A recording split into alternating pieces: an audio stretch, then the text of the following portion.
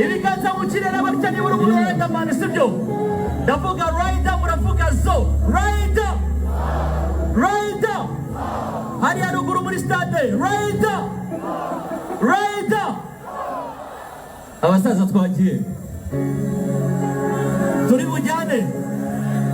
bujyane